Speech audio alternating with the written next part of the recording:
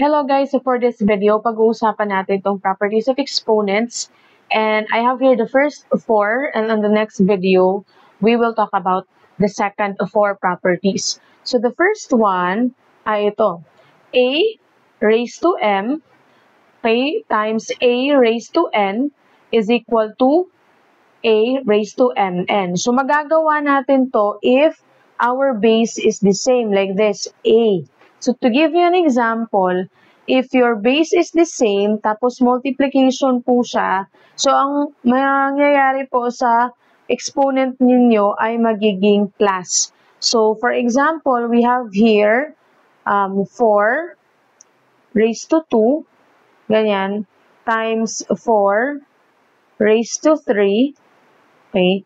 So bale, you copy the base, itong 4, and then yung exponents ay i-add nyo lang siya. So, 2 plus 3. So, bale, magiging 4 raised to 5 siya. So, ganyan. The next one is, itong a raised to m. This is the second property.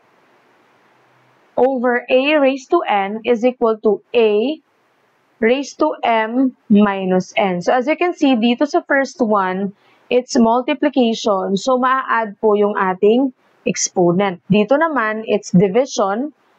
So, ang gagawin natin sa exponent ay we will subtract them. So, for example, we have here x. Wait, let's change the color.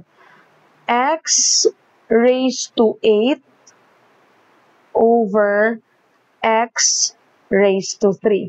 Again, this is applicable if same po ang ating base, like here, x at saka si x. So, if iba yung ating base, ay hindi po siya applicable. So, dapat x, x, a, ganun.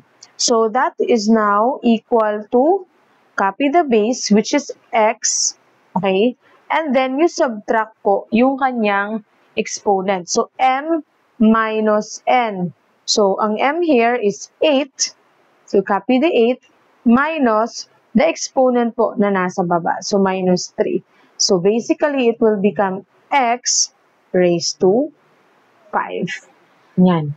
Next, the third one, I see, ito, a raised to m. Okay?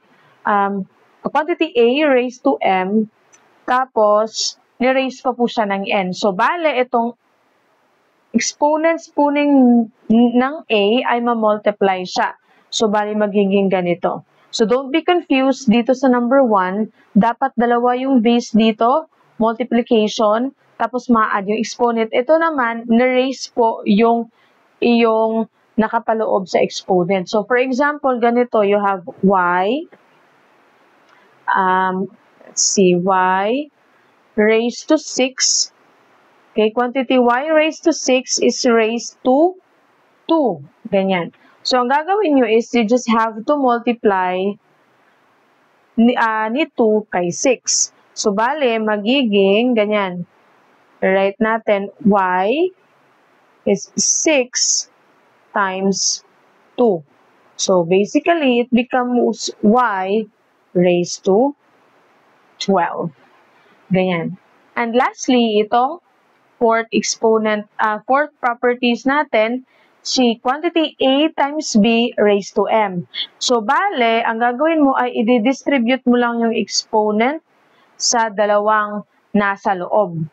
Okay, so for example, it's 2x.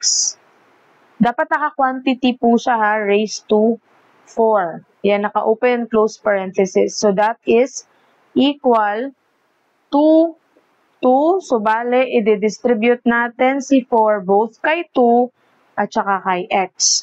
So, 2 raised to 4 times x raised to 4. So, bale, 2 raised to 4, so magiging 16x raised to 4.